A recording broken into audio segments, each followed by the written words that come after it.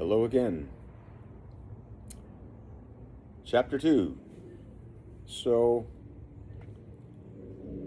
I grew up as a child experiencing my dad going away for the first 2 weeks of October every year. Him and his group of buddies um, would go moose hunting. They went to the faraway land of Chetwynd, BC, which might as well have been in the middle of Russia. I thought it was so far away. Of course, now that we're familiar with hunting up north, Chetwynd is kind of like halfway to where we want to go. But back then, hunting Chetwynd and the infamous Pine River Valley was this mystical, magical place that many stories would come out of, and so by the time I was grown and an adult, well, legally an adult, of course, at 19 or 20, you're not an adult, you're still pretty dumb. But in my early 20s, my cousin Frank, who was my best hunting partner other than my dad, and had visions of going on our own moose hunt. And so we had a third guy, Rob, who joined us. Neither Frank nor I knew Rob super well. We were all acquainted. Anyway, it was the three of us. We drove up north. We didn't go towards Chetwynd. We went to Region 6, up towards Dease Lake. And we'd never been. We had no idea what we were doing. We had no idea where to look.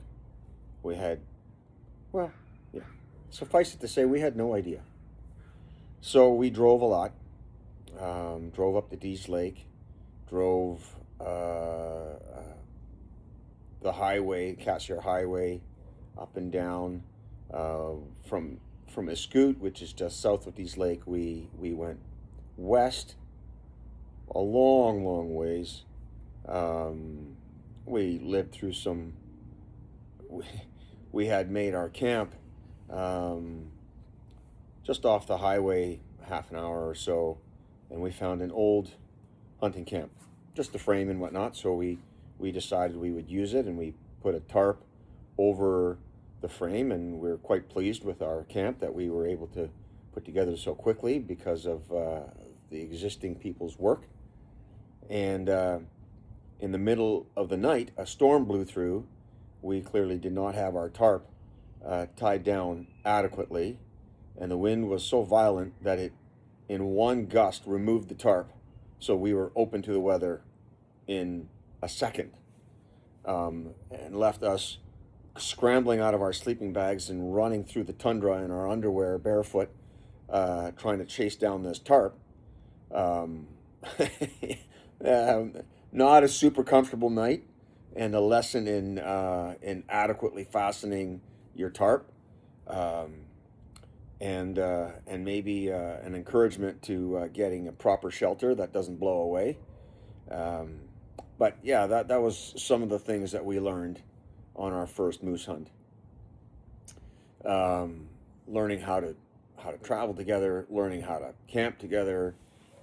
We were all pretty new to this extended hunting trip idea thing.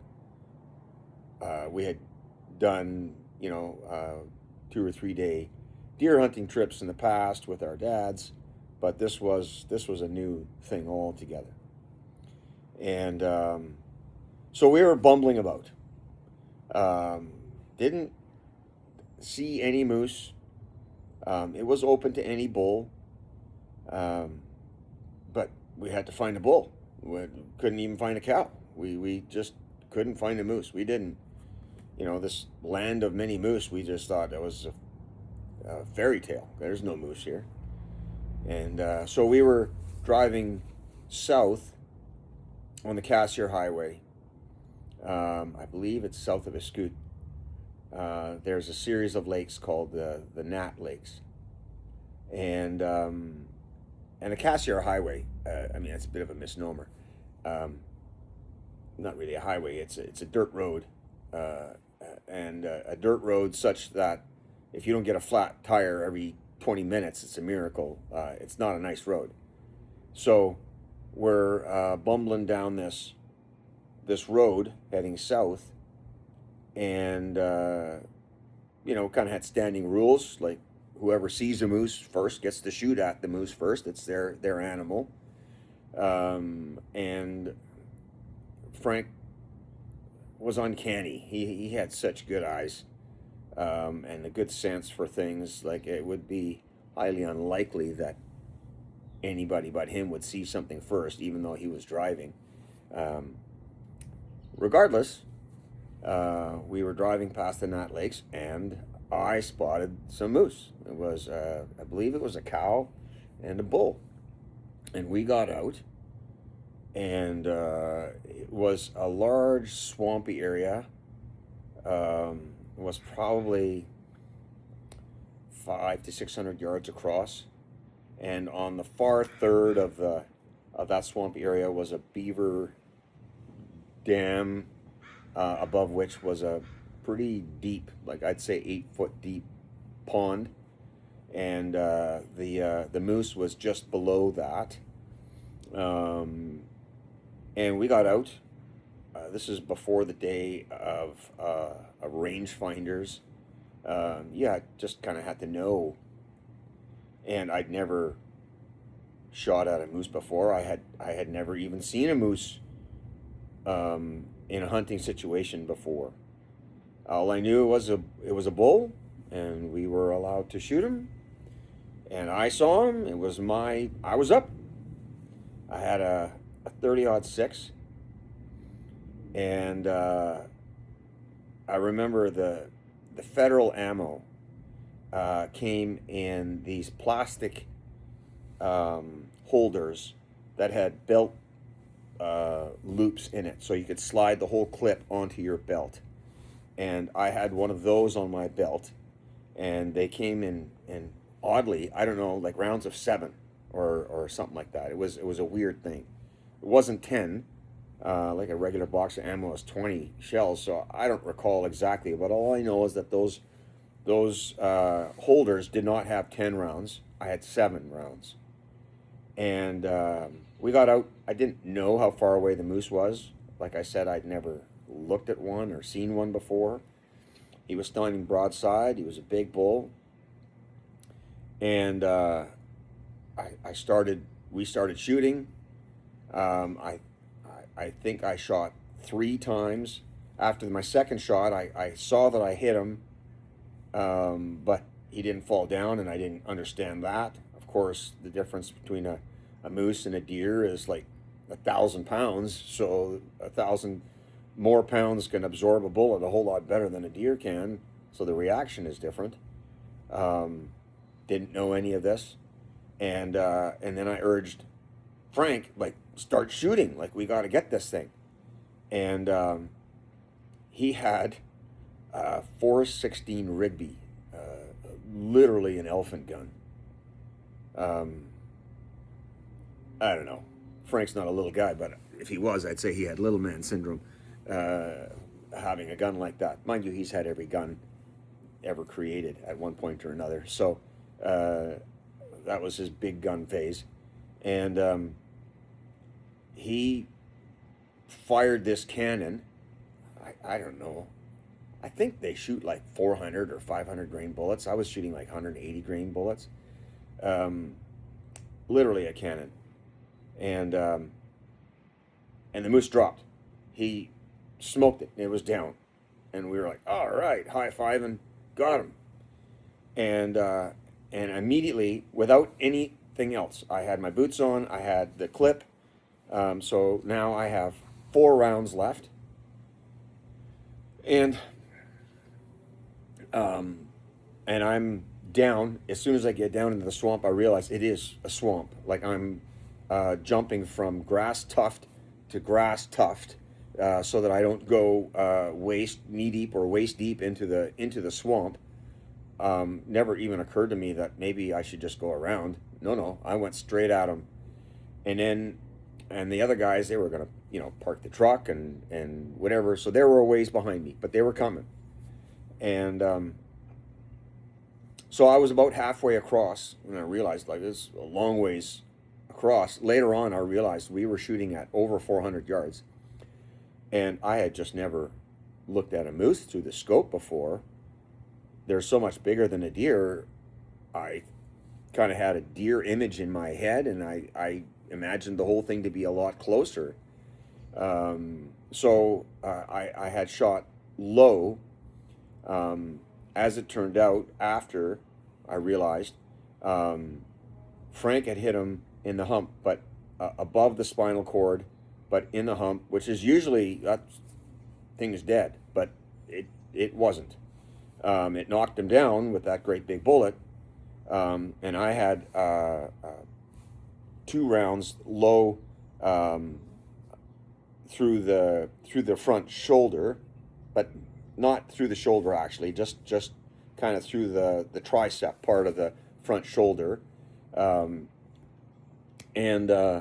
so when I was about halfway across, all of a sudden I look up and there's a bull, and I thought, oh, there must have been another bull. It never dawned on me that was the same bull, and he was pushing across the creek that was below the beaver dam and working to get out of the swamp altogether into the trees on the other side. And so I fired another 2 shots, and I later on found out I hit him both shots. Again, one in the right shoulder, one in the shooting straight kind of behind his neck at his back. And again, that's usually a shot that wrecks the backstrap, but usually knocks the animal down. Didn't, just kept going. So game of inches there, just not hitting the right things. And he was up in the trees. And at that point I realized, oh no, that's the same bull. So I had to dance across a very precarious, seemed like a knife's edge on that beaver dam, which seemed like it was a nice wide pathway at the top, but it was actually very narrow and dodgy getting across there. I was highly motivated. Today, with a little common sense, I would have decided not to cross there. The risk of going for a swim was pretty high, but I made it across. And like I said, it was about 8-foot high beaver dam, so it was no joke. I got across the other side, up into the trees, and I wasn't even thinking. I was just like, go, go, go. Got to get him. I don't know if I thought I would find a dead moose lying in there or something, but that's when I started looking for some blood, or like, it was just starting to dawn on me that, I should figure out how to track this moose, which was a thing I'd never done. And so the 23-year-old Len goes running up into the trees, and I get about 30 yards into the trees, and it's pretty thick. Like, you can see maybe 10 yards clearly. And I was kind of looking up the hill, and I heard something beside me, and I turned around and had the gun just at my waist. I turned around to my right, and he was standing maybe 6 or 7 feet away from me. His head was. I'd walked right past him. And I didn't do anything drastic. I didn't spaz out or try to whip my gun around or anything. I mean, he had me. He totally had me. If he decided to rush me there, I maybe would have had time to just drop to the ground, but I wouldn't have had time to take a step.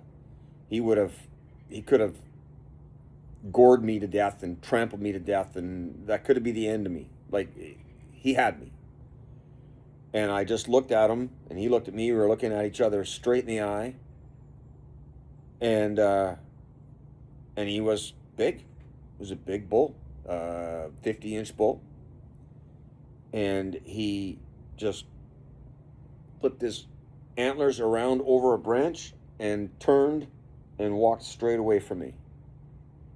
And I was just left standing there, still not moving. It all happened. That's like 10 seconds.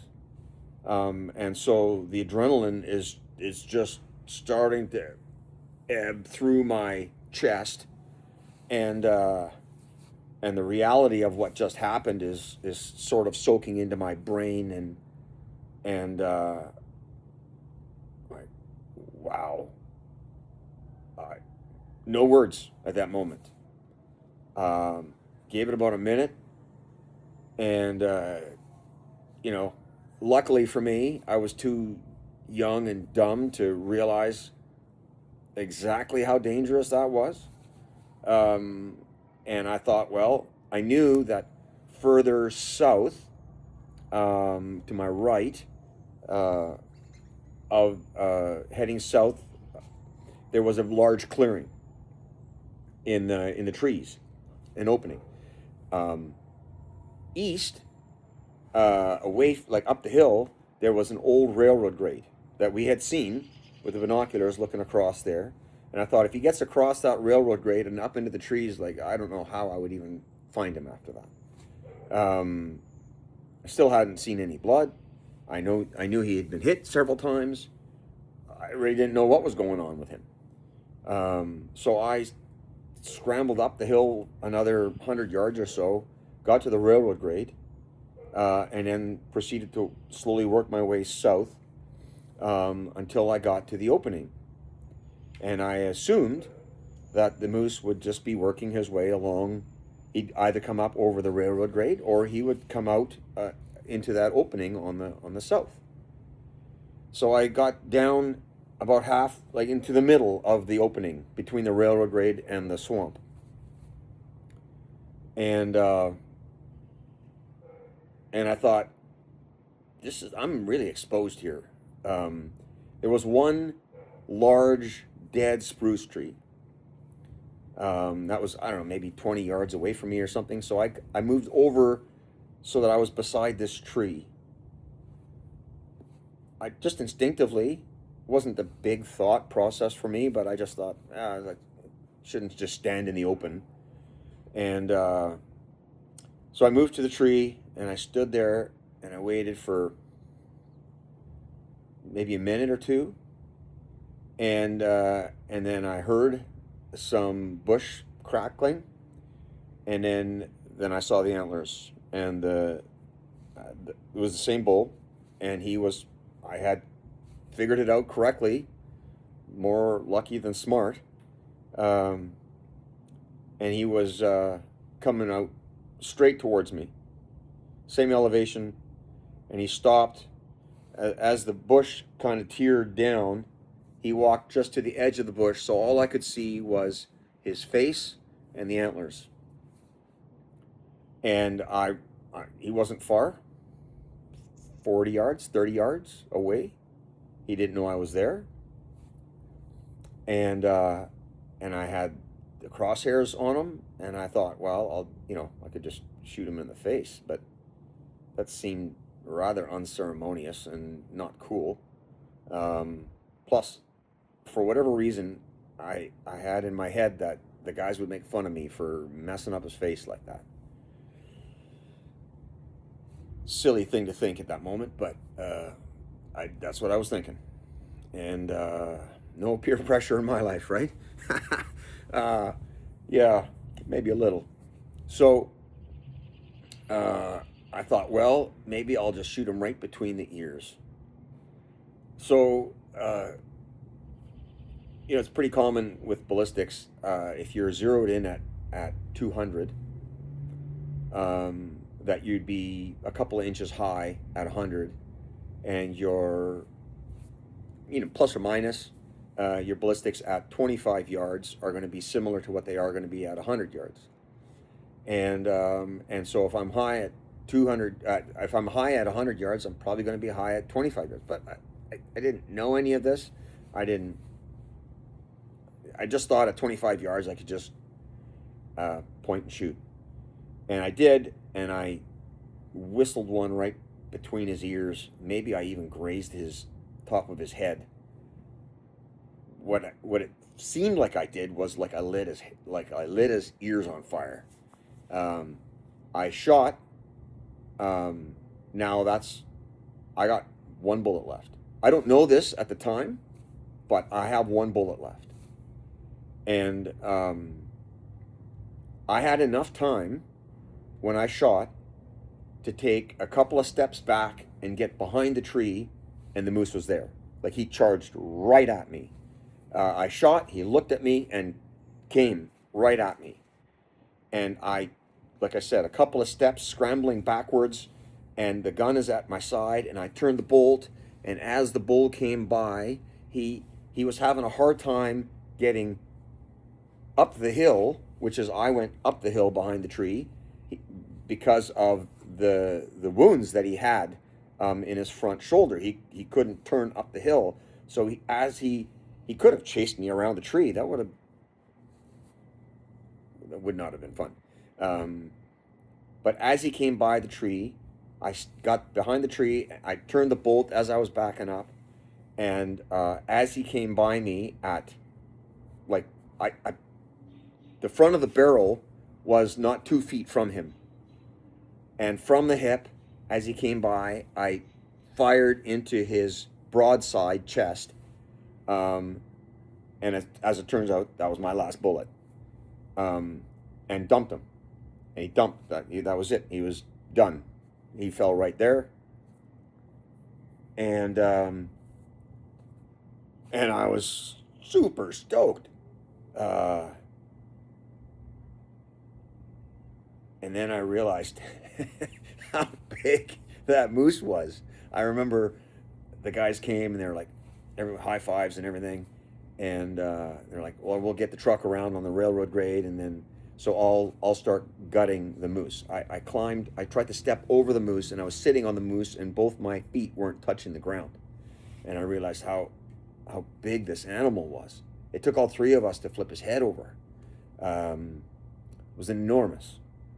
And only in retrospect that I realize that I almost died twice by the same moose, and just very unlucky on our part that any of those earlier bullets didn't, an inch or two this way or an inch or two that way, and he would have been dead there. But it was a hair-raising, super exciting first bull moose I ever saw, I ever shot at, I ever got, and I still have the antlers sitting in my backyard, and it's a constant reminder to respect these animals. They are no joke. They are, for real, the largest ungulate, the largest member of the deer family, and they deserve a ton of respect. So there's my first moose story. Enjoy, boys.